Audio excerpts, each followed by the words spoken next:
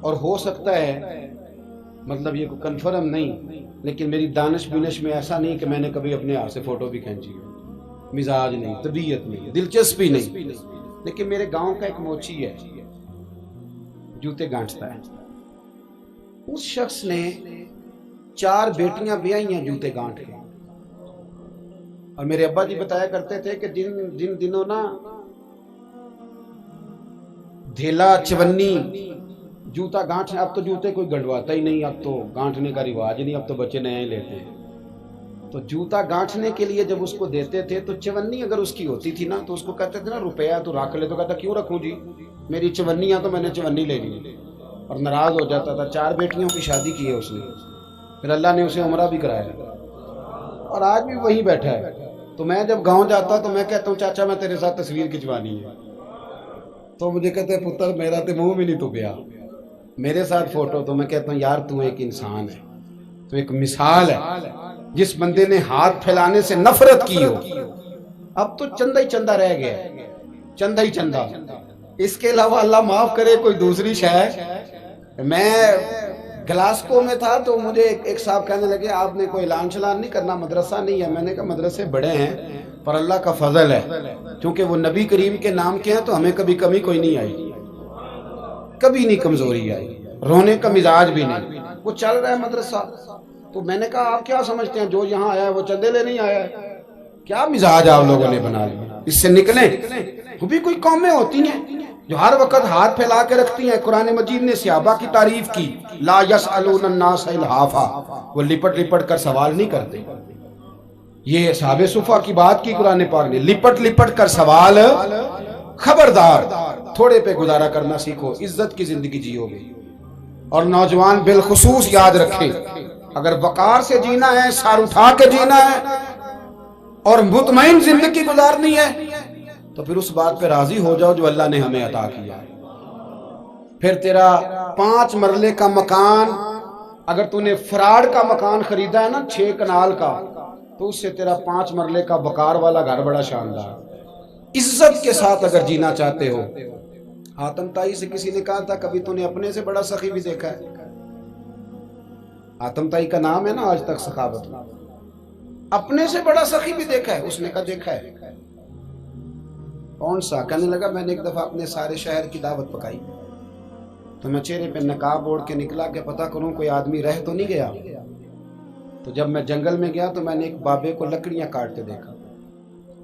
سب لوگ اس زمانے کے جتنے پڑھے لکھے شعراء ادیب سب میں نے بلائے، بابا لکڑیاں کاٹ رہا تھا، توجہ ہے میری بات پر؟ کہتے میں اس کے قریب گیا، چہرے پہ نقاب تھا، میں نے کہا بابا جی آپ کو نہیں پتا آج حاتم تائی کی دعوت ہے؟ کہنے لگا بیٹے پتہ ہے، تو میں نے کہا جانا نہیں؟ کہتے بابا نے عجیب جواب دیا، کہنے لگا مجھے نا اپنے ہاتھوں کی کمائی کا چسکا لگ گیا۔ کس کا چسکا؟ ہاں آج کل چسکا یہ ہے کہ کسی کو پارٹی کیسے ڈالنی ہے، کیسے مفت کی روٹی کھانی ہے۔ کس کا چسکا لگ گیا؟ اپنے ہاتھوں کی۔ بولیے۔ میرے نا مدرسے میں ایک لائق بچہ پڑھتا ہے، مالدار گھرانے کا تھا، تو تھوڑی سی نا آپ کو پتہ ہے دوران طالب علمی ہمیں بھی بڑے بہانے آتے تھے، تو یہ چیزیں یاد آتی ہیں، تو تھوڑا آگے پیچھے ہوتا تھا۔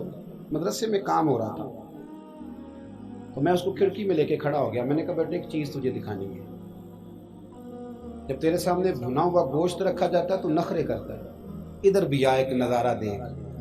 مزدور نا سویرے 2 روٹیوں کے بیچ اچار رکھ کے لاتا ہے، اور جب وہ دوپہر کو کھانے لگتا ہے نا میرے بھائی، تو وہ اچار اس کی روٹیوں کو بھی لگ جاتا ہے اور پونے کو بھی لگ جاتا ہے، لیکن جب دوپہر کا وقت ہوتا ہے تو مٹی سے لتھڑے ہوئے ہاتھ پہلے وہ جا کے ٹوٹی پہ دھوتا ہے، پھر وہ کیا کرتا ہے کہ وہ پانی کا پیالہ خود بھر کے رکھتا ہے، توجہ میری بات پہ رکھیں، پھر وہ زمین پہ بیٹھتا ہے اور جب وہ پونا کھولتا ہے نا، کبھی اسے کھاتے ہوئے دیکھو، یوں محسوس ہوتا ہے کہ دنیا کی ساری نعمتیں اس کے سامنے پڑی ہوئی ہیں، اور ٹیبل پر بیٹھ کر 22,000 کی روٹی کھانے والے اتنا شکر ادا نہیں کرتے جتنا وہ بندہ شکریہ ادا کرتا ہے۔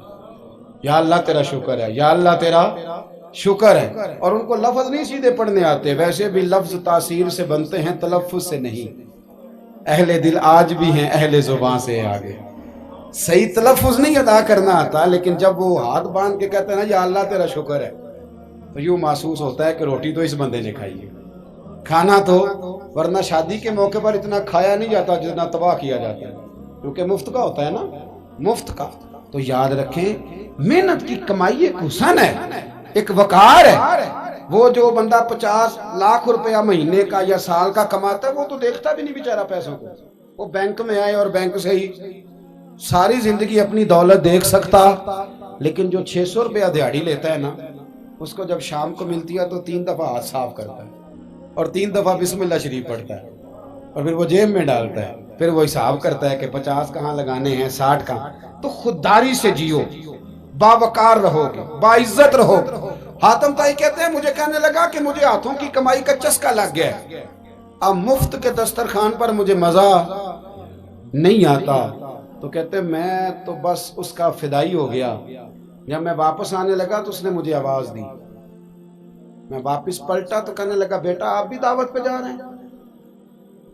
میں نے کہا ہاں۔ تو اس نے مجھے 5 دینار نکال کے دیے، کہنے لگا یہ لے جاؤ، حاتم طائی کو نہ دینا، وہاں جو آدمی لنگر پکا رہا نا اسے دے دینا، یار بڑے بڑے لوگوں نے روٹی کھانی ہے، چلو میرا بھی حصہ پڑ جائے گا۔ تو حاتم طائی کہتے ہیں میں گھوڑے سے گر گیا، چہرے سے کپڑا اٹھایا اور میں نے کہا بابا میرے سینے سے لگ، میں تو امیر ہو کے سخی ہوں نا، تو غریب ہو کے بڑا سخی ہے۔ آج سمجھ آئی ہے تیری سخاوت کی۔ پڑھیے نا حدیث پاک، حضرت انس بن مالک کہتے ہیں ایک شخص نے آ کے کہا یا رسول اللہ کچھ دیجئے، حضور مجھے کچھ بولیے، اور میرے محبوب کا دروازہ وہ ہے کہ جہاں سے کبھی کوئی خالی گیا ہی نہیں، حضور کچھ دیجئے۔ تو نبی کریم علیہ السلام نے آج الگ بات کر دی، فرمایا تیرے پاس کچھ بھی نہیں؟ اس نے کہا حضور میرے گھر میں ایک پیالہ ہے اور ایک کمبل ہے اوڑھنے کا۔ اتنا غریب کو بندہ اس وقت بیٹھے محفل میں جس کے گھر میں ایک ہی پیالہ ہو؟ جو چپ ہے ان کے بارے میں کیا نظریہ اختیار کرو؟ کوئی ایسا غریب جس کے گھر میں ایک ہی پیالہ ہو، صرف ایک ہی کمبل ہو، لیکن یہاں بیٹھے میرے سمیت ہر تیسرے بندے کو آپ پوچھ لیں کہ حالات کیا ہیں تو کہے گا دعا کرو۔ بڑی مشکل ہے، اتنا غریب کوئی بندہ موجود ہے، لیکن آپ کسی کو پوچھ لیں وہ کہے گا جی بس دعا کریں۔ کوئی ایسا پیر مل جائے جو مجھے اللہ دین کا چراغ دے دے تاکہ نوٹ کسی طریقے آ جائے، اور وہ نعت خاں جو کہتا ہے کہ کون دیتا ہے دینے کو منہ چاہیے، دینے والا ہے سچا، وہ بھی کہتا ہے پہلے 25,000 دو۔ کوئی تو سٹیج پہ تو کہہ رہا تھا حضور دیتے ہیں، اور یہاں جب تک تیرے اکاؤنٹ میں نہ جائیں تیرا کام ہی نہیں چلتا۔ عجیب تماشا ہے نا۔ ایک صاحب نے بڑی دور سے مجھے فون کیا، کہنے لگے ٹائم دے دیں۔ میں نے کہا جی میں آ جاؤں گا، فارغ ہوتا ہوں تو آ جایا کرتا ہوں، مسئلہ نہیں ہے، ہم اتنے بڑے لوگ ہی نہیں، آ جائیں گے۔ کہنے لگا جی آپ بتائیں مطلب اکاؤنٹ نمبر دے دیں۔ میں نے کہا یار آپ نے غلط جگہ فون کر لیا، میں نے تو بتایا کہ وہ تو بڑے لوگ ہوتے ہیں، تو ہمیں پتہ ہے اپنی حیثیت کا، انشاءاللہ حاضر ہو جائیں گے، آپ سے بات ہوگی۔ کہنے لگے نہیں آپ کو تو کچھ بتانا ہی پڑے گا، کچھ بتائیں کچھ بتائیں۔ میں نے کہا کچھ بھی نہیں، میں انشاءاللہ حاضر ہوں گا، اللہ نے مجھے توفیق دی ہے، میں شام کو بڑی زبردست کھانا اپنے بچوں میں اچھا بیٹھ کے کھاتا ہوں، ایک گاڑی ہے جس پہ سفر کرتا ہوں، اگرچہ مکان میرا 2 کمروں کا ہے، پر کبھی اللہ تعالیٰ نے میرے دل میں یہ تمنا پیدا نہیں کی کہ کوئی بہت بڑا ہو تو گزارا صحیح ہو، میں بڑی اطمینان بخش زندگی گزارتا ہوں، تو میں آ جاؤں گا۔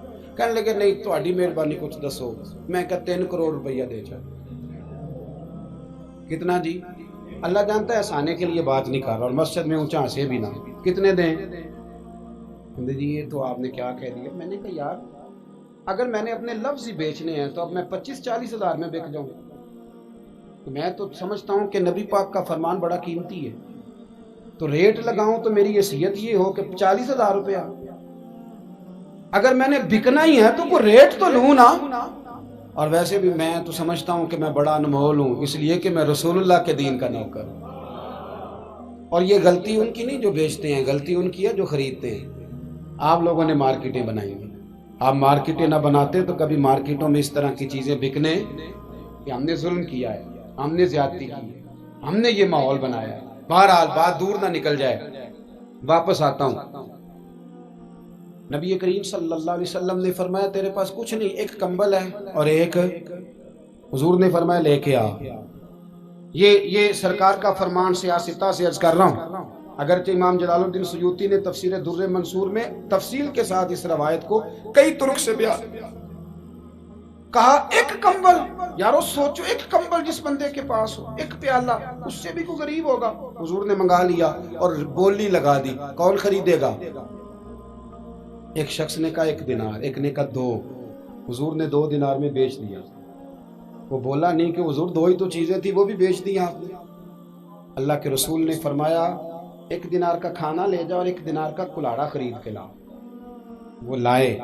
حضرت انس کہتے ہیں بندہ بڑے نصیبوں والا تھا، وہ جب کلاڑا خرید کے لایا تو اس میں دستہ میرے نبی نے دستے مبارک سے لگایا، حضور نے دستہ لگایا اور فرمایا یہ لے جنگل میں جا۔ مسلمانوں یہ میرے رسول اللہ کی تعلیم ہے، نوجوانوں غور کرو، اگر معاشرے کو سنوارنا ہے تو اس چیز پر محنت کرو۔ فرمایا یہ کلاڑا پکڑ، رسی پکڑ، جنگل میں جا، لکڑیاں کاٹ کے لا، کھا بھی اور کھلا بھی، پہن بھی اور پہنا بھی، جا۔ اور حضور نے فرمایا 15 دن مجھے نظر نہ آنا، جا کام کر، جا کے محنت کرنا اہل اسلام کا شیوا ہے۔ آج پوری دنیا میں ہمارا کشکول مشہور ہے، دھوکہ معروف ہے۔ لوگ کہتے ہیں کہ انہوں نے ایسے ایسے، ہم نے طریقے غیروں سے پیسے نکالنے کے اختیار کیے، ایسے ایسے طریقے کہ کبھی سنے تو شرم سے سر جھک جاتا ہے۔ یہ معیار ہوتا ہے اعلیٰ قوموں کا کہ وہ چندوں پہ زندگی گزاریں، وہ مانگ کر کے کھائیں، یہ معیار ہوتا ہے۔ کسی کونے پہ بریک لگتی ہے تو آپ دیکھیں مانگنے والے کتنے زور و شور سے آتے ہیں۔ خدارا محنت کی عادت۔ وہ صحابی چلے گئے، 15 دن کے بعد آئے، یہ لفظ امام سیوطی نے لکھے، 15 دنوں کے بعد آئے تو حضور نے فرمایا تیرا حال کیا ہے؟ حضرت انس کہتے ہیں مجھے بھی تجسس تھا کہ پتہ تو چلے، تو وہ مسکرائے، عرض کرنے لگے یا رسول اللہ پہلے 1 پیالہ تھا، اب سارے گھر کے برتن بن گئے۔ یا رسول اللہ برکت آپ کی ہے، پہلے 1 کمبل تھا، اب سارے گھر کے بستر بن گئے۔ اور امام سیوطی کہتے ہیں انہوں نے جیب میں ہاتھ ڈالا تو 10 دینار نکالے، عرض کی حضور رکھ لے، میں صحابہ صفا کے لنگر میں حصہ ڈالنے آیا ہوں، یہ قبول کر لے مجھ سے۔ مہربانی فرمائیں، مہربانی، خودداری سے جیے اور تھوڑے پہ گزارا کریں۔